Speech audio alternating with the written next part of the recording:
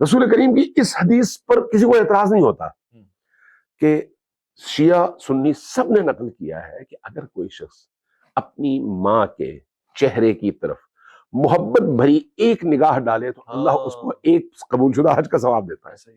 تو اگر ایک ماں کے، وہ ماں بھی معصومہ نہیں ہے، وہ ماں بھی کوئی اللہ کی ولیہ نہیں ہے، اس کی حیثیت صرف ماں کی ہے، تو وہی اللہ امام حسین سے اس پورے عالم کو جوڑنے کے لیے اگر رحمت کے دروازے کھولے تو وہاں پر جو ہے مولوی کو اعتراض ہوگا.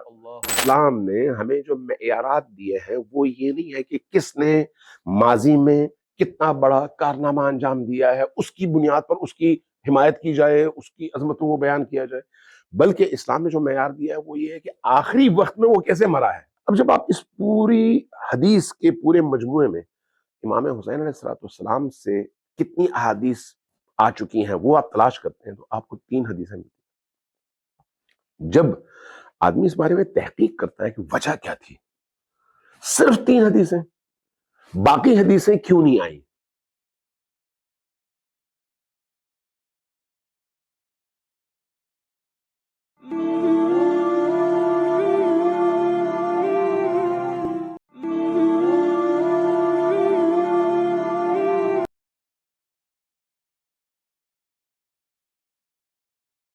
سلامتی ہے ان آنکھوں پہ جو ہدایت پہ نظریں جمائے بیٹھی ہیں، ان کانوں پہ جو ذکر خیر کے منتظر رہتے ہیں، اور ان قدموں پہ جو ہدایت کی راہ پہ گامزن ہے. السلام علیکم ورحمۃ اللہ وبرکاتہ. تمام تعریفیں خدائے بزرگ و برتر کے لیے جو وحد اللہ شریک ہے، نہ کوئی ثانی نہ کوئی ہمسر. درود لامحدود محبوب رب الودود، راحت العاشقین، مراد المشتاقین، حضرت محمد مصطفیٰ، آپ کی آل پاک، آپ کے جانثار انصار اور اصحاب زمن. آپ دیکھ رہے ہیں پروگرام میں اور مولانا ناچیز محمد اویس رحمانی. تہ دل سے آپ کو کہتا ہوں خوش آمدید. اکثر و بیشتر ہم جس خطے میں رہتے ہوئے آئے ہیں، برصغیر پاک و ہند میں، یہاں ایک زمانے سے سنسکرت بولنے والے، سناتن دھرم کے ماننے والے ایک کویتا، ایک کہانی سناتے ہیں جو رام اور لکشمن کی ہوتی ہے. اس میں رام کے ساتھ لکشمن کی وفاداریاں اور رام کی دیانت داریاں، پھر اس کا اپنے دشمنوں سے مقابلہ کرنا اور حق کے راستے میں نکل کر آنا ایک کہاوتی انداز سے پیش کیا جاتا ہے. مگر اہلیان اسلام کو یہ بات بہت اچھی طرح سے سمجھ میں آتی ہے اگر وہ اپنی اسلامی کتب کا مطالعہ کریں اور زیادہ دور نہیں جائیں. اگر خود اہل بیت رسول کریم صلی اللہ علیہ وآلہ وسلم کی طرف متوجہ ہوں اور اس گھرانے کے انتہائی خوبصورت، حسین، وجیح شخصیت کی طرف دیکھیں، بلکہ زیادہ بھی دور نہیں 61 سنہ ہجری میں دیکھیں تو اور نمایاں نظر آتی ہے. یہ دوستی، یہ محبت، یہ رشتہ حضرت امام سیدنا حسین بن علی بن ابی طالب علیہ السلام کا جناب حضرت عباس بن علی بن ابی طالب سے ہے. آپ پہ ہمارا سلام ہو. اور یہ ایسا رشتہ کہ جو زندگی میں آگے چل کے مزید نکھرتا ہوا آیا ہوتا ہوا نظر آئے گا، مگر اس وقت شعبان کی تاریخ میں 3 اور 4 شعبان کے ساتھ یہ رشتہ جڑا ہوا نظر آتا ہے. یعنی ولادت ایک ماہ میں نہیں بلکہ ایسے ترتیب اور وفاداری کے سلسلے میں گویا ایک بڑے بھائی نے دوسرے بھائی کی پرورش بھی فرمائی ہے، اپنی آغوش میں رکھا ہے. مگر کچھ چیزیں وہاں سے اس طرح سے آئی ہیں، اس پہ ہم بات کرنا چاہیں گے. اور آج ہمیں بڑی خوشی اور محبت محسوس ہو رہی ہے. انتہائی مسرت کا میں اظہار کرنا چاہتا ہوں کیونکہ میں ایک ایسی شخصیت کے ساتھ بیٹھ کے پروگرام کر رہا ہوں کہ جو خود بھی وجیح ہیں اور عالم و عمل ہے. کتابوں سے ان کی دوستی بہت گہری ہے، اور ساتھ ساتھ وہ بہت ہی معتدل رویے کے ساتھ، بغیر کسی طرف غیر ضروری جھکاؤ کے، بہت میانہ روی کے ساتھ گفتگو فرماتے ہیں. اہل بیت، آپ پہ ہمارا سلام ہو. ان سے محبت کا خاصہ ہی ان کی پہچان ہے. جناب قبلہ علامہ امین شہیدی، السلام علیکم ورحمۃ اللہ. وعلیکم السلام ورحمۃ اللہ وبرکاتہ. اس گفتگو کو اور سازگار بنائیں گے اور میرے ساتھ موجود ہوں گے، اور بلکہ گفتگو کا آغاز بھی میں ایک خوبصورت سے کلام کے ساتھ کرنا چاہوں گا، اور ابتدا میں ہی میری خواہش ہوگی کہ کلام آپ کے سامنے رکھوں. ہمارے بہت ہی محترم دوست، ملک بھر میں ثنا خوانی کے حوالے سے معروف اور ایک پہچان رکھنے والے جناب عارف قریشی. نہ پوچھ کیسے کوئی شاہ مشرقین بنا،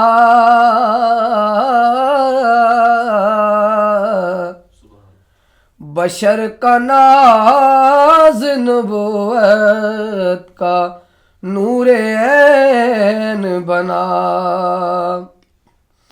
علی کا خون لغاب رسول شیر بطول،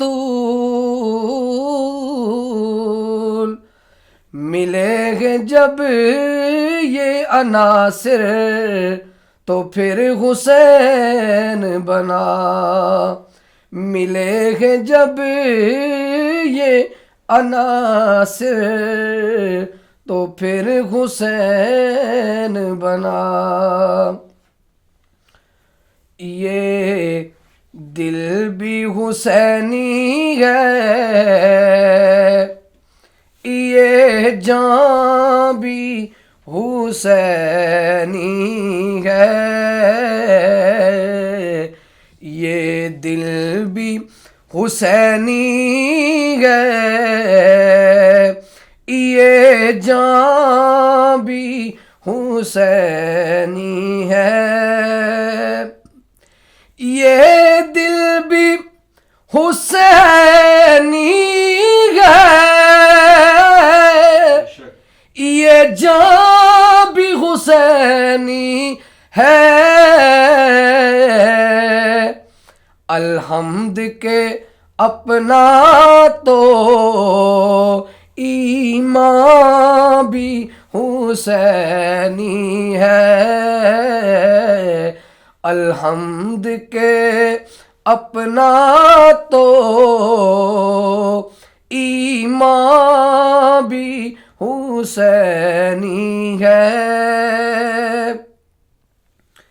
گرنے نہیں دیتے ہیں کندھوں سے نواسے کو، گرنے نہیں دیتے ہیں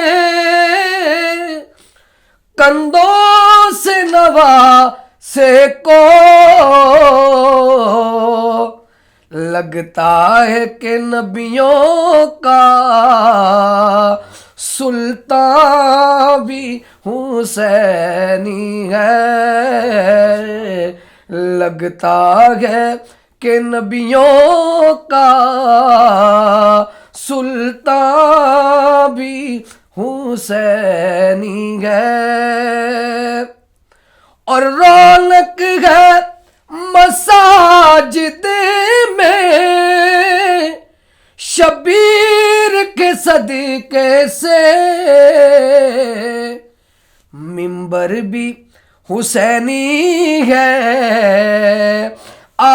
آذان بھی حسینی ہے، منبر بھی حسینی ہے، آذان بھی حسینی ہے، لگتا ہے کہ نبیوں کا سلطان بھی حسینی ہے۔ علامہ صاحب ایک عجیب بات ہے، اور کہیں میں غلطی پہ ہوں تو تصحیح فرمائے گا، کہ سیدنا امام عالی مقام امام حسین پاک، آپ پہ ہمارا سلام ہو، اللہ تعالیٰ ان سے بڑا پیار کرتا ہے اور یہ اللہ سے بہت پیار فرماتے ہیں۔ یہ بات اس طرح سے بھی نظر آتی ہے کہ جو ان کی ولادت کا مہینہ ہے اس میں اہل بیت علیہ السلام سے کوئی شہادت روایت میں نہیں آتی، اور جو ان کی شہادت کا مہینہ ہے اس میں کوئی ولادت نظر نہیں آتی۔ یہ ولادت کا ماجرا کیا ہے حضرت امام حسین علیہ السلام کی؟ جب آپ دنیا میں تشریف لائے اس وقت کیا ماحول تھا اور کیا خوشیاں تھیں؟ بسم اللہ الرحمن الرحیم۔ میں سب سے پہلے تو آپ کے اس پروگرام کا شکر گزار، اور آپ کے توسط سے تمام سامعین کو شعبان المعظم کے اس مقدس مہینے اور خصوصاً ان عظیم ترین ہستیوں کی ولادت کے حوالے سے ہدیہ تبریک پیش کروں گا، اس دعا کے ساتھ کہ اللہ تبارک و تعالیٰ اس مہینے کی تمام تر مقدس لمحات میں ہمیں اللہ کا قرب اور نبی کی محبت و مودت و عشق میں مزید آگے بڑھنے کی توفیق عطا فرمائے۔ آمین۔ آپ نے بڑے اہم نقطے کی طرف اشارہ فرمایا۔ آپ جانتے ہیں کہ کائنات میں آمد و رفت اللہ کی اجازت کے بغیر ممکن نہیں ہے، اور اللہ اگر اس کائنات میں کسی کو بھیجتا ہے تو بھیجنے کے دن کا تعین بھی وہی کرتا ہے، واپسی کے دن کا تعین بھی وہی کرتا ہے، اس کے ارادوں کے بغیر کچھ نہیں ہوتا۔ ہمیں اللہ کے اللہ کی جانب سے اور رسول اللہ کی جانب سے جو حکم ہے وہ یہی ہے کہ رسول اللہ کی خوشیوں کو خوشیوں کی طرح سے سیلیبریٹ کرو اور ان کے غم کو غم کی طرح سے مناؤ. تو ان کی خوشی کے ایام وہ ہیں جس میں انہیں لذت اور خوشی فیل ہو، دل مسرور ہو، اور ان کے غم کے ایام وہ ہیں جن میں ان کا دل محزون ہو. اللہ نے شعبان اور محرم 2 مہینوں کو عجیب بنایا ہے جس کی طرف ابھی آپ نے اشارہ کیا. ان 2 مہینوں میں ایک میں ولادت حسین ہے اور دوسری میں شہادت حسین ہے. اچھا، ان دونوں مہینوں میں اہل البیت علیہ السلام میں سے نہ کسی معصوم ہستی اور نہ کوئی دیگر ایسی ہستی جن کا اتنا بڑا نام ہے اور اثر ہے کائنات میں، ان میں سے کسی کی بھی امام حسین کی ولادت کے مہینے میں شہادت نہیں ہے اور ان کی شہادت کے مہینے میں ولادت نہیں ہے. تو اس کا مطلب یہ ہے کہ حسین ابن علی کے لیے جو خاص اہتمام ہے وہ کہیں اور نظر نہیں آتا. یہ امام حسین علیہ السلام کا خاصہ ہے. یہی وجہ ہے کہ امام حسین علیہ السلام کی ولادت کے موقع پر بھی نبی کریم کا جو اہتمام ہے وہ بڑا عجیب ہے. خوشی کا موقع ہے، مسرت کا موقع ہے، جشن کا موقع ہے. کائنات میں حسین ابن علی خامس آل ابا تشریف لا رہے ہیں، یعنی آل ابا 5 ہستیوں میں سے، پنجتن پاک میں سے، اس چادر تطہیر کے سائے میں جگہ پانے والی ہستیوں میں سے 5ویں ہستی امام حسین کی ہے. اس ہستی کی آمد کے موقع پر اہل البیت خوش ہیں، اہل البیت کے دلوں میں سرور ہے. حضرت فاطمہ الزہرا سلام اللہ علیہا اور حضرت علی علیہ السلام یہ دونوں اس ہستی کو اپنی گود میں لے کے نبی کریم کی بارگاہ میں شرفیاب ہوتے ہیں. چونکہ جب اس طرح کی کوئی خوشی کا موقع ہے تو سب سے زیادہ خوشی کس کو ہوگی؟ نبی پاک کو. لہٰذا یہ ہستیاں نبی پاک کے ساتھ اپنی اس خوشی کو سیلیبریٹ کرنے کے لیے تشریف لائی ہیں نبی کریم کی بارگاہ. اب ایک ایسے موقع پر جب پوچھا جاتا ہے اس کا کوئی نام تو امیر المومنین فرماتے ہیں کہ یا رسول اللہ ہم آپ سے پہل کیسے کر سکتے ہیں، کیونکہ ہم آپ کے پیچھے پیچھے ہیں، آپ قدم اٹھائیں گے تو ہم قدم اٹھائیں گے. لہٰذا ہم نے کوئی نام نہیں سوچا. جبکہ بعض لوگ اس کو غلط وہ کرتے ہیں کہ بھئی انہوں نے پہلے ان کا نام جو ہے حرب رکھا تھا یا کوئی اس طرح کا نام تو بعد میں نبی کریم نے تبدیل کیا. نہیں، ایسا نہیں ہے. یہ ہستیاں ایک دوسرے کے ساتھ اس طرح سے جڑی ہوئی ہیں کہ وہ جو سلسلہ مراتب ہے اس کا خیال جتنا اس گھرانے میں ہے کسی اور گھرانے میں ہے ہی نہیں. اور کائنات نے سیکھنا اس گھرانے سے ہے، چونکہ نمونہ عمل یہ گھرانہ ہے. اس لیے ہو نہیں سکتا کہ اللہ سے پہلے رسول بولیں، ہو نہیں سکتا رسول سے پہلے علی بولے، ہو نہیں سکتا علی سے پہلے فاطمہ بولے، ہو نہیں سکتا کہ فاطمہ سے پہلے حسن بولے، ہو نہیں سکتا کہ حسن سے پہلے حسین بولے. اس لیے یہ جو 5 ہستیاں ہیں اس گھرانے کی وہ اللہ کی رضا میں ڈھلی ہوئی ہستیاں ہیں. بنابراین جب رسول پاک نے پوچھا کہ کوئی نام، فرمایا کہ ہم آپ سے پہلے کیسے رکھ سکتے ہیں. پھر آپ نے اس بچے کا نام رکھا حسین. اچھا، عبری زبان میں حسین کا ترجمہ بنتا ہے شبیر. یہ شبر و شبیر عبری زبانوں کے وہ نام ہیں، اس لیے امام حسن کو شبر کہا جاتا ہے اور امام حسین کو شبیر کہا جاتا ہے. ادھر حسن ادھر حسین. لہٰذا اس ہستی کی آمد پہ نبی کریم کے گھرانے میں جو خوشی کا سما ہے، جب آپ نے اس بچے کو اپنی گود میں اٹھایا ہے تو اس وقت ہی اس خوشی کے ساتھ ان کا غم بھی دونوں آپس میں مل گئے. چونکہ تب فرشتہ نازل ہوا اور جبرائیل نے نازل ہونے کے بعد اللہ تبارک و تعالیٰ کا پیغام نبی کریم تک پہنچایا. یہ وہ وحی نہیں ہے جو قرآن میں ہو، لیکن وہی 2 طرح کی ہے نا. ایک وہ جو قرآن کی شکل میں ہے، ایک وہ جو اللہ اور اللہ کے رسول کے درمیان ہے اور جس کو اللہ کے رسول نے بعد میں بیان فرمایا لیکن قرآن کا حصہ نہیں ہے. تو اللہ کے رسول کی بارگاہ میں اللہ کا پیغام جبرائیل لے کے آتے ہیں کہ اے رسول، آپ کی گود میں یہ جو بچہ آج آیا ہے یہ ان خصوصیات کا حامل بچہ ہے جس کی وجہ سے دین نے ایک دفعہ پھر زندہ ہونا ہے اور تا قیام قیامت تمام حریت پسند انسانوں کے لیے، تمام آزادی پسند انسانوں کے لیے، تمام ان ویلیوز اور اقدار کے حامل انسانوں کے لیے کوئی پیشوا بنے تو اس پیشوائی کا حق اس بچے کو حاصل ہوگا جس کا نام حسین سبحان ابن اللہ، علی ہے۔ سبحان اللہ۔ میں ایک شکوہ آپ کے سامنے رکھنا چاہتا ہوں، گویا آج تو خوشی کا دن ہے، مگر علمی جہت میں غدہ زنی کرتے ہوئے اہل سنت کا ایک تقاضا ہوتا ہے، وہ ایک سوال عام طور سے پوچھتے بھی ہیں اور اس پہ نالا بھی ہوتے ہیں۔ وہ کہتے ہیں امام حسن آپ پہ ہمارا سلام، امام حسین آپ پہ ہمارا سلام، دونوں شہزادے ہیں، مراتب میں دونوں برابر ہیں، بلکہ امام حسن تو امام حسین کے بھی امام ہیں۔ کوئی شک نہیں، تو کوئی شیعہ شک نہیں۔ حضرات امام حسین پہ اتنا جھومتے ہیں، امام حسین کا نام اتنا لیتے ہیں، مگر امام حسن کو اگنور کرتے ہیں۔ میرا خیال ہے یہ دوسری والی بات تو درست ہے کہ جھومتے ہیں، خوشی مناتے ہیں، پہلی والی بات درست نہیں ہے۔ اس کی وجہ یہ ہے کہ دیکھیں امام حسین علیہ السلام ان 14 معصومین میں، 14 معصومین میں اور 12 ائمہ میں ایک ایسی ہستی ہیں جن کی زندگی کا ایک امتیاز ایسا ہے جو کسی اور جگہ نہیں ہے، اچھا، اور وہ ہے کربلا۔ اس لیے آج بھی اگر دنیا میں آپ دیکھیں تو دنیا میں آپ کو حسین ابن علی کو پہچاننے والے حسن ابن علی کو پہچاننے والوں میں سے زیادہ آپ کو ملیں گے۔ اس کی وجہ کیا ہے؟ کربلا کا واقعہ۔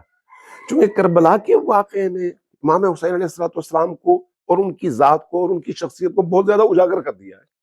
ورنہ اگر آپ شیعی علم کلام میں امامیہ کے علم کلام کے لحاظ سے دیکھیں تو پہلے والے بھی علی ہیں، آخری والے بھی علی ہیں۔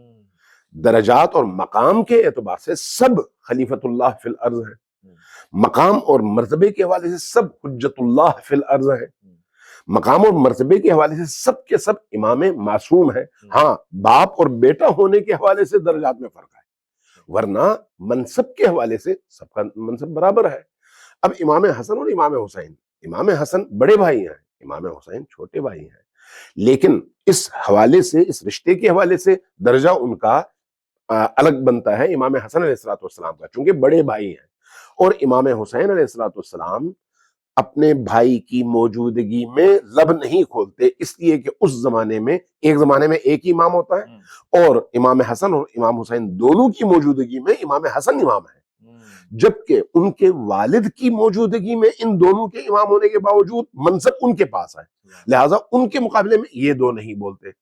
اسی سلسلے مراتب کا خیال رکھتے ہوئے تشیع کے اندر وہ احترام ملحوظ خاطر رکھا جاتا ہے۔ لیکن جو چیز امام حسین علیہ السلام کو نسبتاً زیادہ نمایاں کرتی ہے وہ محرم ہے۔ اس کی وجہ بھی یہی ہے کہ مظلومیت کے حوالے سے اگر آپ امام علی کو ایک طرف رکھ دیں تو باقی تمام کائنات میں مظلومیت کے حوالے سے امام حسین جتنا مظلوم تو کوئی نہیں ہے، اور ان کی اسی مظلومیت نے لوگوں کے دلوں کو اور ان کی روحوں کو امام حسین سے جوڑ دیا ہے۔ آپ اب بھی جب آپ کو توفیق ملے جائیے اور دیکھیے کہ آپ بقیع میں جائیں، 4 امام وہاں پر موجود ہیں، حضرت فاطمہ الزہرا سلام اللہ علیہا کا مدفن مدینہ میں ہے، باقی 7 ائمہ عراق میں ہیں، 1 امام مشہد میں ہے۔ آپ کسی بھی حرم میں اور کسی بھی اس مزار اور مقبرے میں جائیں، جو کیفیت امام حسین کے حرم میں داخل ہوتے ہوئے انسان کی ہوتی ہے وہ کہیں اور ہو سکتی ہے نہیں۔ اس کی وجہ کیا ہے؟ وہ خاص واقعہ اور مظلومیت کا وہ خاص پہلو، لہٰذا اس پہلو کی وجہ سے امام حسین کا نام زیادہ اجاگر ہو جاتا ہے، ورنہ مقام اور منصب کے اعتبار سے، مرتبے کے اعتبار سے اس میں تو کوئی شک نہیں ہے کہ امام حسن کا مرتبہ پہلے امام حسین سے پہلے ہے، اس لیے کہ وہ ان کے بڑے بھائی بھی ہیں اور امام معصوم بھی ہیں۔ جہاں تک جشن کا تعلق ہے، دیکھیے اگر آپ انہی 12 ائمہ ہی کے حوالے سے مکتب تشیع میں دیکھیں تو امام علی النقی کا بھی تو جشن ہوتا ہے، لیکن بہت کم پیمانے پر۔ کیوں؟ معرفت کم ہے۔ امام حسن العسکری کا بھی ہوتا ہے، کم۔ کیوں؟ معرفت کم ہے۔ یعنی ابھی بھی آپ اگر زائرین کو دیکھیں جو پوری دنیا سے آتے ہیں، شیعہ ہو یا سنی، سب سے پہلے ان کی نگاہ کہاں پر ہوتی ہے؟ یا حسین ابن علی کی طرف یا امام علی کی طرف۔ نجف میں جا کے وہ زیادہ دن گزاریں گے، کربلا میں زیادہ دن گزاریں گے، مدینہ میں مسجد نبوی میں نبی کریم کے سائے میں تو گزاریں گے، جنت البقیع کی طرف کم توجہ ہوتی ہے۔ کیوں؟ اس لیے وہ جو معرفت ہے، اس معرفت میں ان ہستیوں کی معرفت لوگوں کو زیادہ ہے، باقیوں کی یہ بھی ایک مظلومیت ہے کہ ان کی معرفت اس طرح سے لوگوں کو حاصل نہیں ہے۔ اس کا تعلق عام لوگوں کی معرفت سے ہے، ورنہ دین میں اور مکتب اہل البیت میں اور اہل بیت کی تعلیمات میں اگر آپ دیکھیں تو وہاں پر ان ہستیوں کا درجہ اپنی ولایت خلافت اللہ کے حوالے سے ایک ہی ہے، اور اس کی گواہی آپ کو امام ہادی علیہ الصلوۃ والسلام کی 2 زیارتیں ہیں، وہ زیارتیں بتاتی ہیں۔ ایک زیارت جامع کبیرہ ہے، آپ دیکھیے، اور اس میں پڑھیے کہ نبی کریم سے منقول اس زیارت میں امام ہادی علیہ السلام نے کس طرح سے اس منصب کو بیان کیا ہے ان ہستیوں کے حوالے سے، چاہے وہ خود نبی کی ذات ہو، چاہے علی کی ذات ہو، چاہے امام الاولیاء امام علی علیہ السلام کی نسل میں سے باقی ائمہ ہوں۔ منصب کے اعتبار سے یہ اس درجے پر ہیں کہ کسی کی شان میں ذرہ برابر کوتاہی انسان کے دین سے خروج کا سبب بن جاتا ہے۔ اس لیے یہ نہیں ہے کہ امام حسن کو کم اور امام حسین کو زیادہ اہمیت دی جائے، ایسا بالکل بھی نہیں ہے۔ اور تذکرے کے حوالے سے بھی امام حسن کا تذکرہ اسی طرح سے ہوتا ہے جس طرح سے امام حسین کا ہوتا ہے، لیکن چونکہ کربلا والا پہلو ایک ہی پہلو ہے جو باقی تمام ائمہ سے امام حسین کو جدا کرتی ہے، اس لیے ان کا نام بالعموم تمام عالم میں الگ سے لیا جاتا ہے۔ اب یہاں پر ایک جملے کا میں اضافہ کروں صرف، کہ ہمارے ہاں روایات میں یہ موجود ہے کہ جب امام مہدی آخر الزمان علیہ الصلوۃ والسلام کا ظہور ہوگا تو وہ کعبۃ اللہ سے اپنی پیٹھ لگائے، ایک ہاتھ میں ذوالفقار اور دوسرے ہاتھ میں تلوار اٹھائے آواز دیں گے اور اپنا تعارف پیش کریں گے، میں کون ہوں۔ تو اس تعارف میں وہ فرمائیں گے انا ابن الحسین، میں حسین کا بیٹا ہوں، الذی قتلوہ عطشانا، وہ حسین جن کو کربلا میں پیاسا قتل کیا گیا تھا۔ یہ اب سوال ہے کہ امام مہدی آخر الزمان دنیا میں آنے کے بعد، ظہور کے بعد، اس ظہور میں اپنے تعارف میں حسین ابن علی کا کیوں نام لیں گے؟ اس لیے کہ حسین ابن علی اپنی شہرت کی وجہ سے، کربلا کی اس مظلومیت کی وجہ سے، اور اس 61 ہجری کے عظیم واقعے کی وجہ سے پوری دنیا کے ذہنوں میں موجود ہیں۔ اس لیے چونکہ ساری دنیا ان کو جانتی ہے، لہٰذا امام مہدی آخر الزمان اس ہستی سے اپنی نسبت کا اعلان کر کے بتائیں گے کہ میں ان کے اس پرچم کو لے کر آیا ہوں جو پرچم کربلا میں گرانے کی کوشش کی گئی۔ سبحان اللہ، سبحان اللہ۔ ایک مختصر سا وقفہ لیں گے، لوٹ کر آئیں گے۔ اسلام 360 کا تعاون ہمارے ساتھ ہے، اور مزانہ کا لطف اور اس کے فلیورز ہمارے ساتھ ہیں۔ لوٹ کر آئیں گے میں اور مولانا۔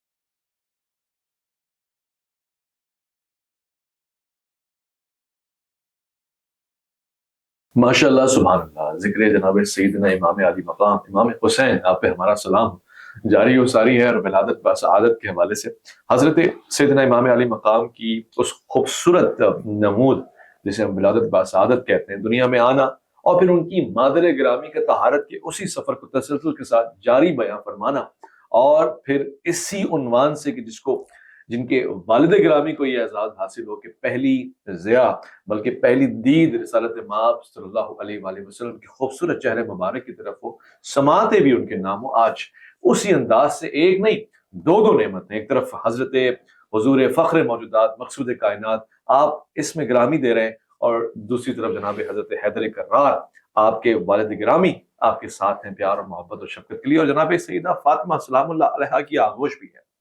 قبلہ ایک چیز میں سمجھتا ہوں کہ شاید حساس سوال بھی ہے اور بڑا دلچسپ سوال بھی ہے، اور آپ اسی شخصیت سے اگر میں یہ استفسار نہ کروں تو میں سمجھتا ہوں یہ انتہائی میری محرومی ہوگی۔ حضرت سیدنا امام علی مقام کی ولادت کا واقعہ بیان کیا جاتا ہے 3 شعبان کو، اور پھر اس کے بعد ہم یہ دیکھتے ہیں کہ دونوں ہی جانب سے سیدھا کربلا کا ذکر ہوتا ہے۔ کیا بیچ کی زندگی میں مواد کم ہے، یا آپ نے بیچ کی زندگی نہیں گزاری ہے؟ یہ کیا معاملہ ہے کہ بیچ کے معاملات غائب نظر آتے ہیں؟ بات آپ کی بالکل درست ہے۔ شاید یہی کیفیت امیر المومنین علی بن ابی طالب کی بھی ہے، شاید یہی کیفیت امام حسن مجتبیٰ کی بھی ہے، شاید یہی کیفیت امام زین العابدین کی بھی ہے، یہی کیفیت باقی ائمہ کی بھی ہے۔ اس کی وجوہات ہیں۔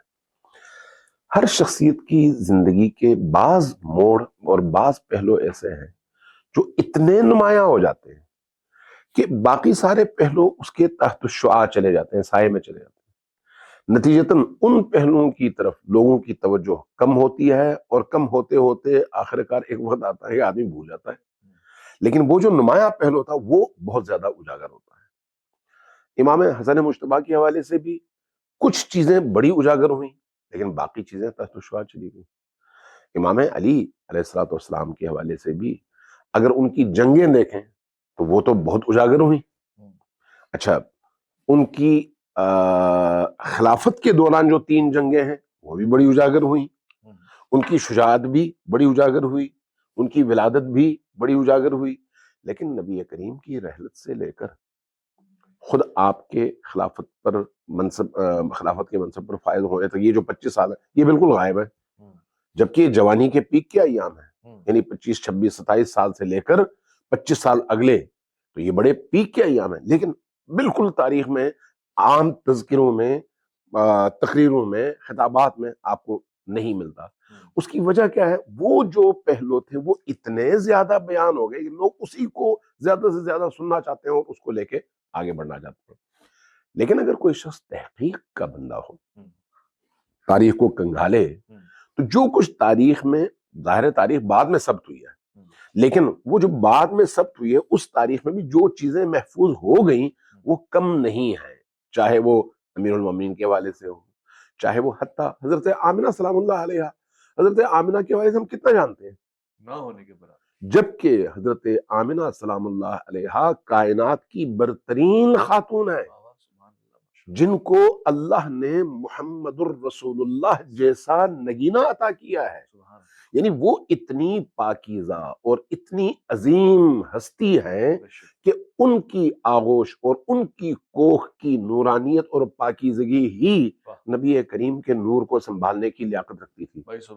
ये कोई छोटी बात थोड़ी है। लेकिन उस खातून के हवाले से हम कितना जानते हैं? हम हत्ता हजरत अब्दुल्लाह के हवाले से कितना जानते हैं?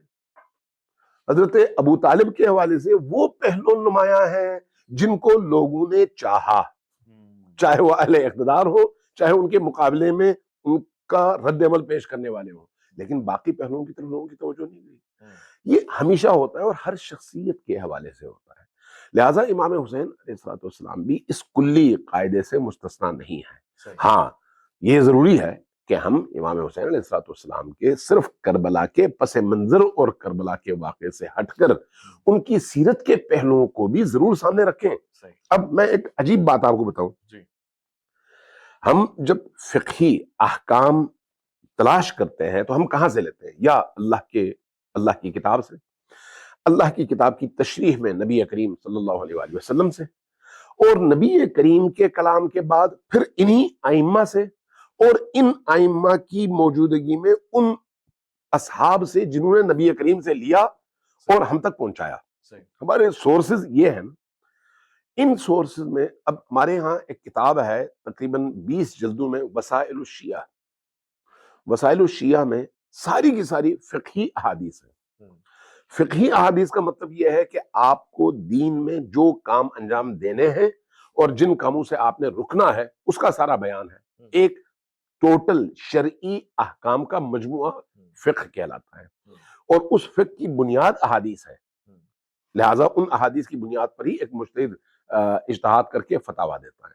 तो वसाइल शिया उन अहादीस पर मुश्तमिल एक पूरा दौरा है 20 जल्दों में, और ये सारी की सारी अहादीस अइम्मे अहलुल बैत की हैं या खुद नबी करीम की हैं। नबी करीम से अइम्मे अहलुल बैत ने नकल की है। अब जब आप इस पूरी हदीस के पूरे मजमुए में इमाम हुसैन अलैहिस्सलाम से कितनी अहादीस आ चुकी हैं वो आप तलाश करते हैं तो आपको 3 हदीसें मिलती हैं। जब आदमी इस बारे में तहकीक करता है कि वजह क्या थी, सिर्फ 3 हदीसें, बाकी हदीसें क्यों नहीं आई? नंबर 1। नंबर 2, हमारी अपनी इन्हीं अहादीस की किताबों में आइम्मा तो वो है जो बहरे इल्म है, समंदर है, तो उनसे क्यों इस तरह इस्तिफादा नहीं हो सका? उसके 2 जवाब हैं। एक ये कि इन आइम्मा यानी अमीरुल मोमिनीन के दौर से लेकर इमाम हुसैन अलैहिस्सलाम के दौर तक अहलुल बैत जिस तरह की मुश्किलात का शिकार रहे, उसमें इनकी तरफ लोगों को रुजू करने से रोका जाता था, और वो एक माशरती प्रेशर था।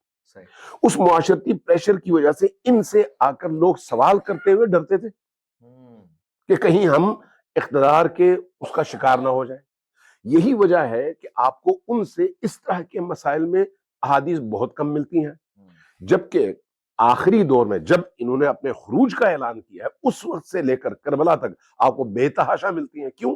اس وقت جو ان کے ساتھ چلنے کے لیے تیار ہوئے وہ پھر وہ تھے جنہوں نے اپنا سر ہتھیلی پر رکھا اور کہا کہ جو کچھ بھی ہو ہم نے مقابلہ کرنا ہے.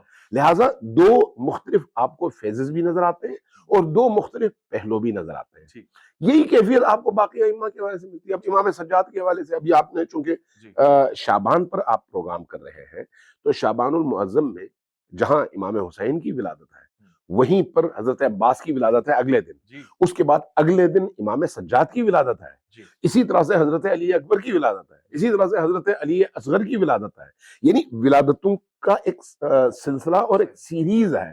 تو اس میں امام سجاد علیہ السلام جن کو ہم امام علی ابن الحسین زین العابدین کہتے ہیں، جن کی کتاب صحیفہ سجادیہ عالم اسلام کا ایک بہت بڑا سرمایہ ہے قرآن کے بعد، کہ جس سے انسان واقعی نور حاصل کرتا ہے. ٹھیک ہے، وہی امام جب آپ ان سے فقہی حوالے سے کوئی بات پوچھنا چاہتے ہیں تو آپ کو بہت کم حدیثیں ملتی ہیں. وجہ کیا ہے؟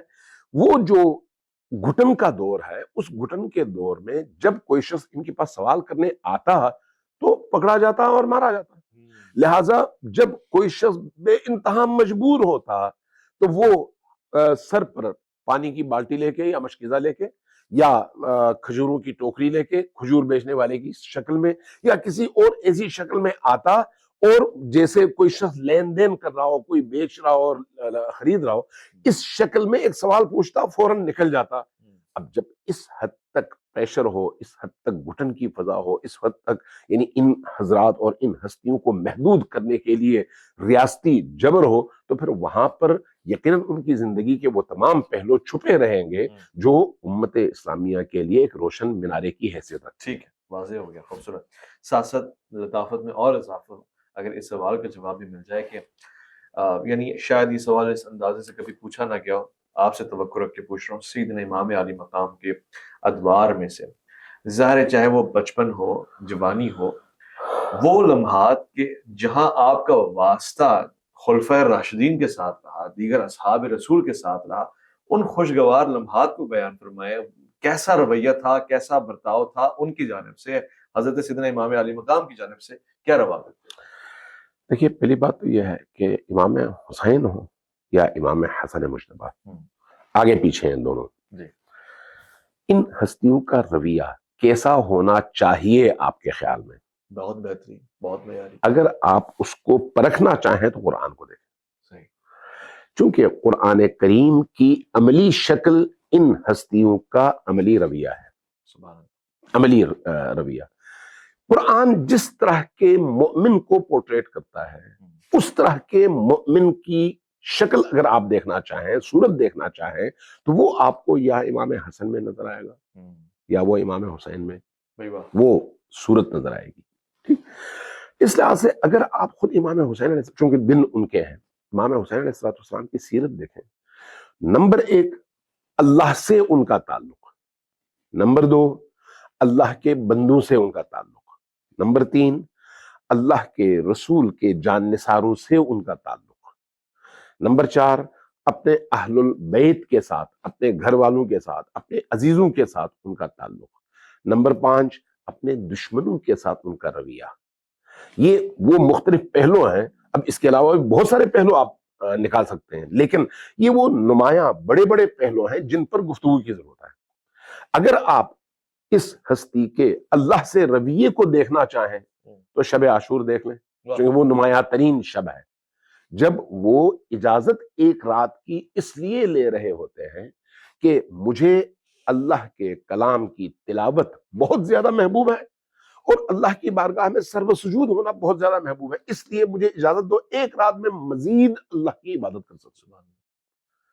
امام حسین علیہ السلام وہ رات جس طرح سے گزارتے ہیں، یہ اس عاشق خدا اور عاشق الہی کی عبودیت اور بندگی کی ایک شکل ہے. اسی طرح سے اصحاب رسول میں مثلا جب ساری دنیا نے اور مدینہ نے حضرت ابوذر جیسے عظیم ترین صحابی کا بائیکاٹ کیا ہے، حضرت ابوذر کو شہر سے باہر نکالا جا رہا ہے، آرڈر دیا گیا ہے کہ اب ان کو کوئی بھی رخصت کرنے باہر نہیں جائے گا ان کے ساتھ، لیکن نبی کریم کی نگاہ میں حضرت ابوذر کا مقام سب کو معلوم ہے، اور نبی کریم کی یہ حدیث شیعہ سنی سب میں موجود ہے کہ زمین پر آسمان نے کسی اور پر ایسا سایہ نہیں کیا جو ابوذر سے زیادہ سچا ہو، ایک ایسی شخصیت، لیکن وہاں پر امام حسین علیہ السلام اس جرأت کے ساتھ نبی کریم کے اس عظیم ترین اور عزیز ترین صحابی کو رخصت کرنے کے لیے شہر سے باہر تک جاتے ہیں اور اپنی محبت کا اظہار بھی کرتے ہیں، اور نبی کریم کے ان جان نثار اور پاکیزہ اصحاب سے اپنی والہانہ پن اور محبت اور عقیدت کا مظاہرہ بھی کرتے ہیں اور ان کی حمایت کا اظہار بھی کرتے ہیں۔ یہ خود ان کا وہ رویہ ہے جو اصحاب رسول کے ساتھ ہے۔ جو صحابی جتنا نبی کے قریب ہیں ان ہستیوں کی نگاہ میں وہ اتنے ہی زیادہ عزیز ہیں، کیونکہ ان کا معیار نبی کی ذات ہے، ان کا معیار اللہ تبارک و تعالیٰ ہے۔ اللہ کی جو جتنی اطاعت کرے گا ان کے اتنے زیادہ وہ مقرب ہوگا، اور جو اللہ سے جتنا دور ہوگا وہ ان کو اتنا ہی زیادہ ناپسند ہوگا۔ یہ اصحاب رسول کے والے سے ایک میں نے مثال دی، میں چونکہ کئی ایک پہلو میں نے بیان کیے ہیں تو اس لیے کم ٹائم میں میں چاہوں گا کہ ایک ایک جملے کے ذریعے سے میں اشارہ کرتا آگے چلا جاؤں۔ اپنے بچوں کے حوالے سے اگر آپ دیکھیں تو امام حسین علیہ السلام کی زوجائیں مختلف ہیں، لیکن حضرت رباب، حضرت علی اصغر اور حضرت رقیہ یا حضرت سکینہ کی والدہ، اپنی زوجہ سے محبت یہ بھی ایمان کی علامت ہے، اپنے بچوں سے محبت یہ بھی ایمان کی علامت ہے۔ تو اس لیے روایات میں ہے کہ جس دن یہ خاتون اپنے والدین کے گھر جاتی تو امام حسین علیہ السلام بے تاب اور بے چین ہوتے حضرت رباب کے لیے، اور کہتے کہ میرا دل میری بچی کے لیے بہت زیادہ تڑپ رہا ہے، یعنی بچیوں سے محبت، بیوی سے محبت، اپنے بچوں سے محبت اور والہانہ پن کا اظہار، یہ بھی ایمان کی علامت ہے، اور یہ بھی ہم نے سیکھنا اگر ہے تو امام حسین علیہ السلام سے سیکھنا ہے۔ اچھا، اب اللہ کے دشمنوں کے حوالے سے آپ دیکھ لیں، کربلا میں ان سے زیادہ بڑے دشمن تو اللہ کے کوئی نہیں ہے نا، جنہوں نے امام حسین علیہ السلام کا سر تن سے جدا کیا ہے۔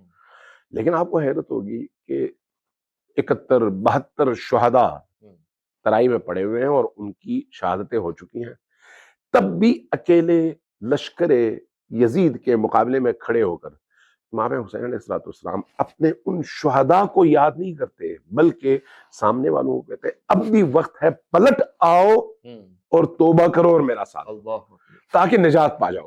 کیا مطلب ہے اس کا؟ انہوں نے اتنے بڑے جرائم کیے ہیں لیکن حجت ادا کریں نہیں، میرا کام اللہ کے بندوں کو اللہ سے جوڑنا ہے، بدترین بندوں کے لیے بھی رحمت کے دروازے دکھانا میرا کام ہے، تاکہ وہ اللہ سے مایوس نہ ہو، گناہ کے باوجود واپس آئیں، لیکن وہ نہیں آئیں گے، وہ ان کا کام ہے، لیکن میرا کام ہے بندوں کو اللہ سے جوڑنا۔ یہ کس کا کام ہو سکتا ہے؟ کون اتنی بڑی روح کا حامل ہو سکتا ہے جو حسین ابن علی جیسا ہو؟ سبحان اللہ۔ اگر اس طرح کے مختلف پہلوؤں پر بات کی جائے تو میرا خیال اتنے سارے پہلو نکل آئیں گے کہ جن کی بنیاد پر ہم یہ سمجھ سکتے ہیں کہ امام حسین علیہ السلام اپنی زندگی کے حوالے سے بھی اور اپنی شہادت کے حوالے سے بھی اتنے مؤثر ہیں، اتنے مؤثر کہ ان کی زندگی کا ہر پہلو ہمیں نجات کی طرف قدم بڑھانے میں مدد عطا کرتا ہے۔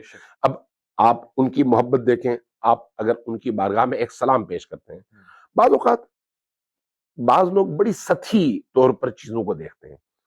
ہمارے ہاں روایت ہے، امام صادق علیہ السلام کی حدیث ہے کہ جس نے میرے جد حسین ابن علی علیہ السلام پر سلام بھیجا، السلام علیک یا ابا عبداللہ الحسین، اس کو اللہ ایک قبول شدہ حج کا ثواب عطا کرے گا۔ اچھا، جو سطحی لوگ ہیں فوراً اس پر اعتراض کریں گے، دیکھو بھائی انہوں نے امام حسین کو بڑھا دیا۔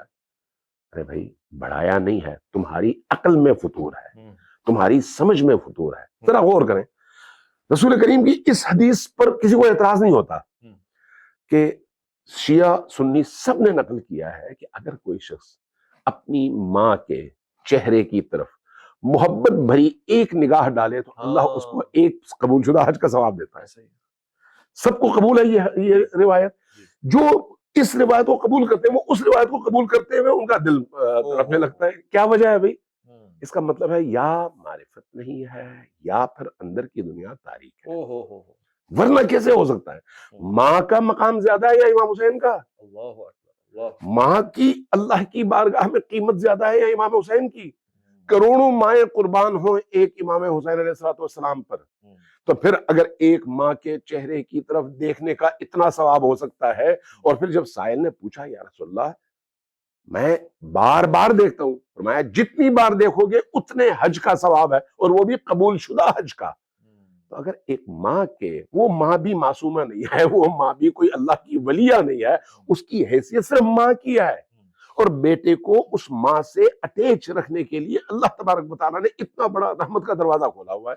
تو وہی اللہ امام حسین سے اس پورے عالم کو جوڑنے کے لیے اگر رحمت کے دروازے کھولے تو وہاں پر جو ہے مولوی کو اعتراض ہوگا. اس لیے امام حسین علیہ السلام کو قرآن اور نبی کریم کی سیرت کی روشنی میں پرکھنے کی اور جاننے کی ضرورت ہے. جتنا ہم اس حوالے سے اپنی معرفت بڑھاتے چلے جائیں گے ہماری دنیا وسیع سے وسیع تر ہوتی چلی جائے گی اور رحمت خدا کی بارشیں شروع ہو جائیں گی انشاءاللہ تعالی. میں چاہوں گا کہ اب میں جناب حضرت عباس علمدار آپ پہ ہمارا سلام ہو، آپ کے حوالے سے استفسار کروں، اور میرے دوست عارف قریشی صاحب یہاں تشریف فرمائیں. میں ان سے درخواست کروں گا کہ اس وقت جب کلام یعنی دل بھی کر رہا ہے کہ سنا جائے تاکہ ایک اور تر گفتگو کی طرف ہم جائیں، تو حضرت سیدنا عباس علمدار آپ پہ ہمارا سلام. آپ کی شخصیت کا ادراک، آپ کا تعارف، آپ کی شجاعت، آپ کی بہادری، آپ کی اطاعت اور آپ کا علمی قد اور ان کی قامت اتنی بلند ہے کہ شاید ہی کوئی شاعر کبھی لکھت میں بیان کر سکے. مگر جناب عارف قریشی سے درخواست کروں گا کہ کلام پیش کریں. آسماں والوں سے پوچھو مرتبہ عباس کا، آسماں والوں سے پوچھو مرتبہ عباس کا، نام لیتے ہیں ادب سے انبیاء عباس کا، نام لیتے ہیں ادب سے انبیاء عباس کا. کوئی پتا ہل نہیں سکتا اجازت کے بغیر، کوئی پتا ہل نہیں سکتا اجازت کے بغیر.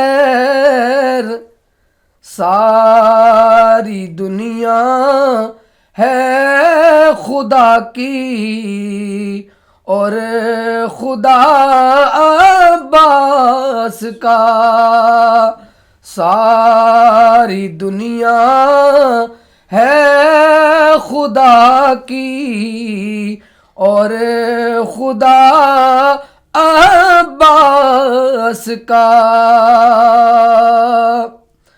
مائیں اپنے نونہالوں کو بنا دیتی ہے شیر، مائیں اپنے نونہالوں کو بنا دیتی ہے شیر. ان کو لوری میں سنا کر واقعہ عباس کا، ان کو لوری میں سنا کر واقعہ عباس کا. ہو بہو عباس تھے شیر خدا کا آئینہ،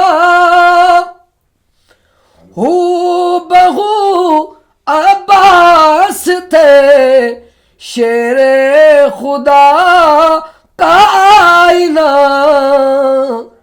بن سکا لیکن نہ کوئی آئینہ عباس کا، بن سکا لیکن نہ کوئی آئینہ عباس کا، ساری دنیا ہے خدا کی اور خدا عباس کا۔ قبلہ حضرت عباس علمدار کی شخصیت پہ اگر ہم توجہ ہوں اور یہ دیکھیں کہ آپ پہ خاص مقام و مرتبہ ہے، کربلا میں تو جمایا نظر آئے، مگر اس سے قبل آپ کی ولادت ہی کے ایام سے لے کر اس کے بعد مزید زندگی کیا ہے، اور پھر ہم تقابل بھی کریں کہ دیگر جو فرزند ہیں حضرت علی کرم اللہ وجہ کے، ان کو وہ اعزاز حاصل نہیں ہے، بلکہ تاریخ میں اس کا ذکر بھی نہیں ہوتا۔ حضرت عباس علمدار کی وجہ شہرت، دیکھیے حضرت عباس علمدار کی وجہ شہرت سب سے بڑی تو کربلا ہی ہے۔ البتہ آپ کے سوال میں ایک جملہ تھا جو پہلے آپ نے کیا تھا کہ بھئی آپ جب امام کہتے ہیں کافی بیٹا کافی تو آپ کے ہاں امام کا تصور کوئی اور ہے، اور باقی جگہوں میں جب کہا جاتا ہے حضرت عباس کو بھی امام کہا جاتا ہے، یہ بات بھی اپنی جگہ درست ہے۔ اور حضرت عباس اور باقی فرزندان علی ابن ابی طالب میں فرق کیا ہے، یہ بھی اپنی جگہ ایک بڑا اہم سوال ہے۔ پہلے اس چیز کو سمجھنے کی ضرورت ہے کہ ائمہ اہل البیت جن کو کہا جاتا ہے وہ کسی فقہی مسئلے کے امام نہیں ہیں، وہ کسی خاص علم کے امام نہیں ہیں۔ جیسے امام بخاری کو حدیث کا امام کہا جاتا ہے، تو اگر آپ تاریخ میں دیکھیں تو وہ امام نہیں ہے۔ جریر طبری کو تاریخ کا امام کہا جاتا ہے، ابن اسیر کو، اسی طرح سے بہت سارے مصنفین، مؤلفین اور علماء۔ کیا ائمہ اہل البیت کو بھی اس معنی میں امام کہا جاتا ہے؟ نہیں، یہ نہیں ہے۔ اس بات کو سمجھنے کی ضرورت ہے۔ ہم جب امام علی ابن ابی طالب کو امام کہتے ہیں اور امام حسن العسکری کو امام کہتے ہیں تو سب میں امام کا معنی ایک ہی ہے، مختلف نہیں ہے۔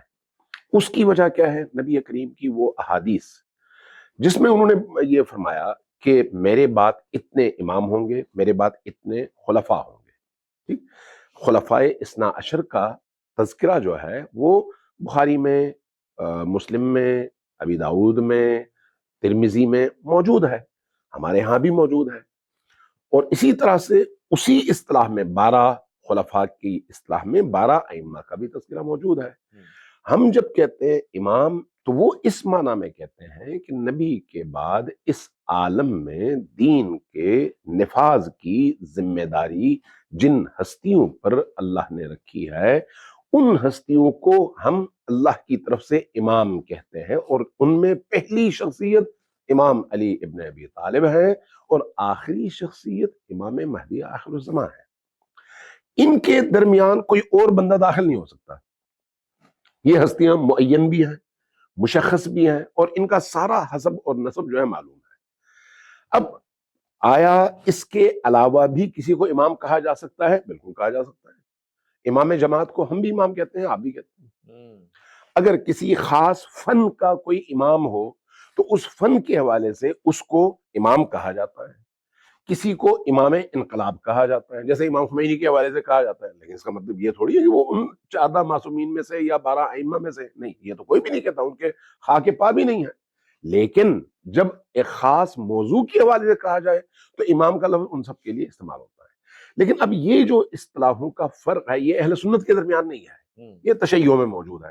اس لیے تشیع میں اہل سنت کے درمیان ہمارے بھائی جب تذکرہ کرتے ہیں تو وہ حضرت علی اکبر کو بھی امام کہہ دیتے ہیں، اچھا، اسی طرح سے حضرت عباس کو بھی امام کہہ دیتے ہیں، اسی طرح سے حتیٰ میں نے حضرت علی اصغر کے حوالے سے بھی سنا کہ ان کو امام کہہ دیتے ہیں، اسی طرح سے بعض اور شخصیات کو بھی۔ حرج کوئی نہیں ہے کسی خاص پہلو کے حوالے سے اگر ان کو امام کہہ دیا جائے، لیکن امام اس معنی میں کہ حجت اللہ فی الارض ہو، خلیفۃ اللہ فی الارض ہو، معصوم ہو، اور نبی کے بعد نبوت کے دروازے کے بند ہونے کے بعد عصمت کے اس مقام پر فائز ہو کر دین کی محافظت کی ذمہ داری ان پر ڈالی گئی ہو، تو وہ جو ہے معین بھی ہیں، مشخص بھی ہیں، اور ان کی ابتدا علی ابن ابی طالب سے ہوتی ہے اور انتہا حضرت امام مہدی پر ہوتی ہے۔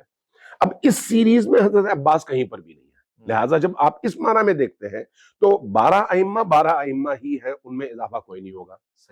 لیکن اس کے علاوہ، اس منصب کے علاوہ اگر آپ دیکھیں، ولایت کے جس مقام پر، معنویت کے جس مقام پر، روحانیت کے جس مقام پر حضرت عباس علمدار ہیں، اس مقام تک کوئی اور فرد بشر پہنچ نہیں سکتا۔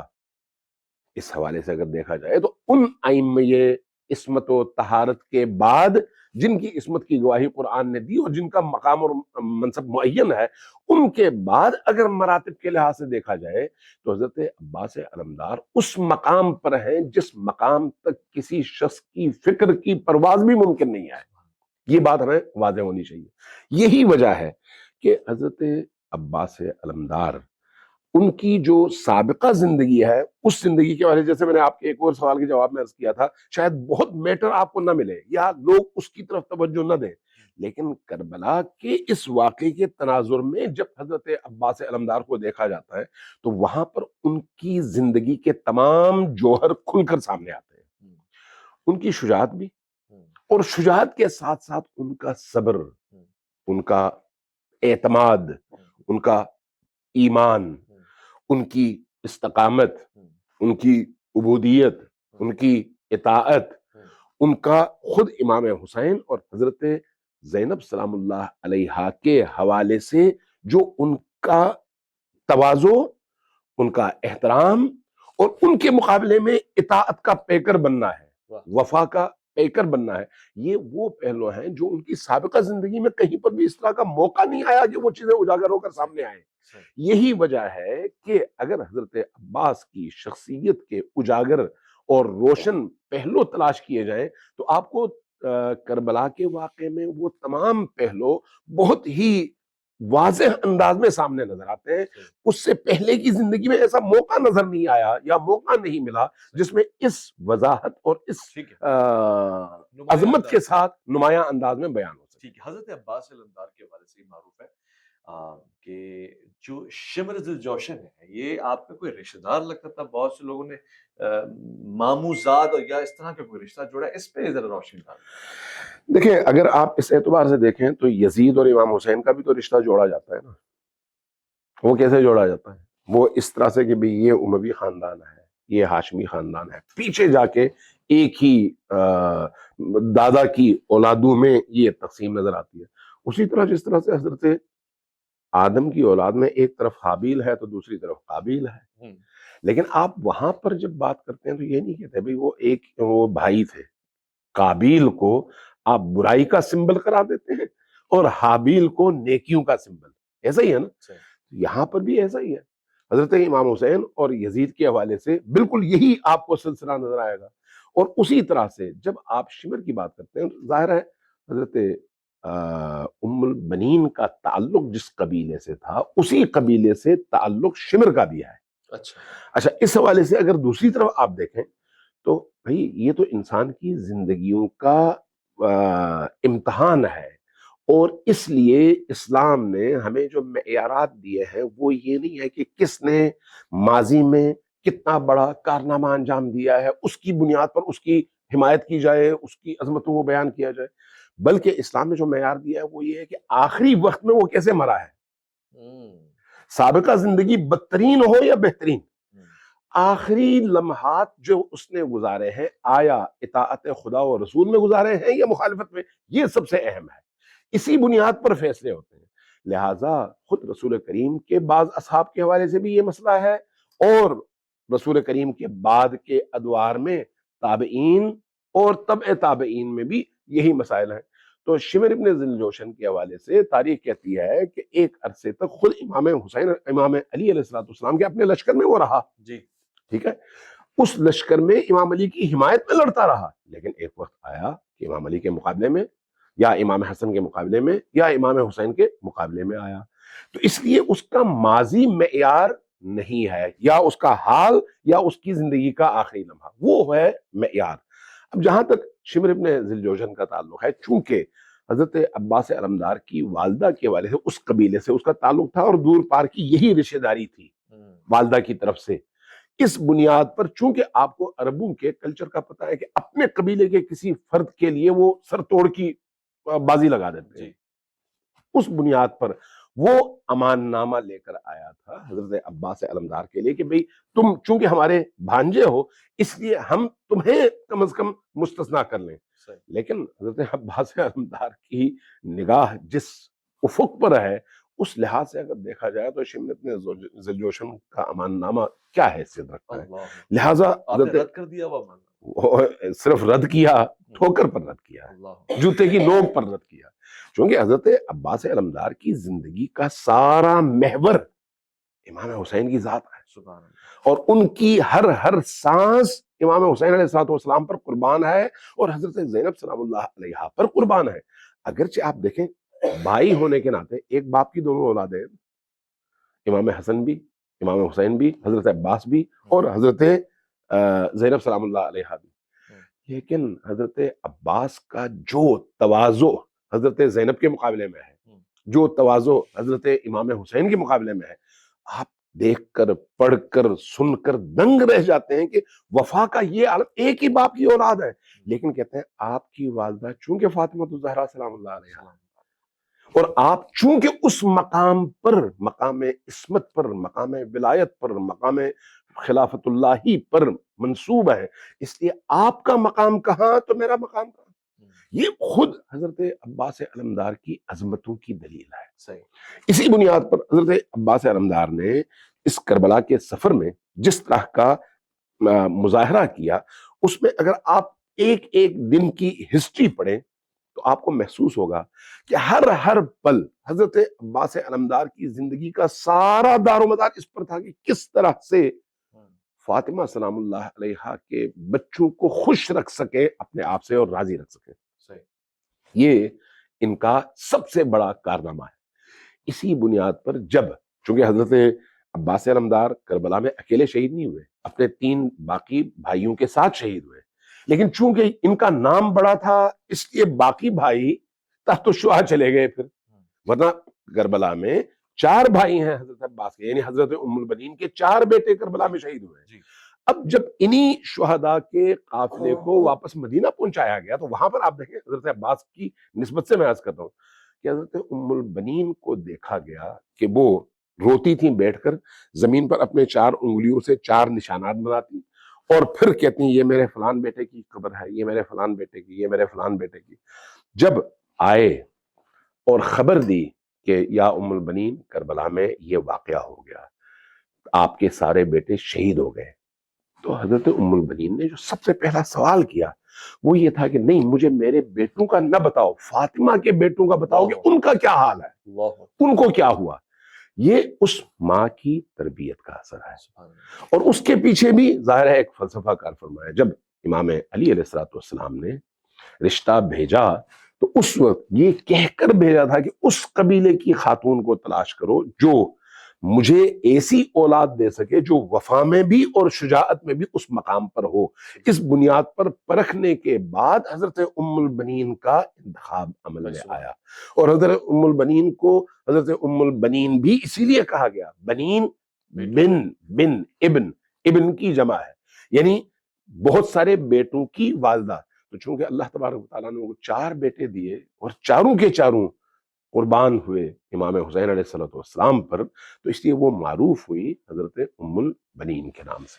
یہ میرا آخری سوال ہوگا اور امپورٹنٹ بھی ہے، کیا یہ حقیقت ہے، روایات میں اس طرح سے بیان ہوا ہے کہ حضرت امام مہدی علیہ السلام جب ظہور فرمائیں گے تو حضرت عباس علمدار بھی آئیں گے اور اس دور میں حضرت عباس ان کی معاونت فرمائیں گے، یہ سچ ہے؟ دیکھیے اس حوالے سے ہمارے ہاں روایات بہت ساری ہیں۔ ہمارے ہاں ایک عقیدہ بہت سارے عقائد میں سے رجعت کا عقیدہ بھی ہے، اور رجعت کے حوالے سے قرآن کی متعدد آیات اس پر دلیل ہے کہ رجعت ممکن ہے۔ جس طرح حضرت عزیر اور حضرت عزیر کا واقعہ قرآن کریم میں موجود ہے کہ مرنے کے بعد دوبارہ زندہ کیا جانا، تو اللہ کے لیے تو یہ کوئی بعید کام نہیں ہے، مشکل کام نہیں ہے۔ اس لیے جب امام مہدی علیہ السلام کا ظہور ہوگا تو اس موقع کے حوالے سے چند خصوصی ایسی چیزیں ہیں جو صرف ان کے ظہور سے ہی متعلق ہیں۔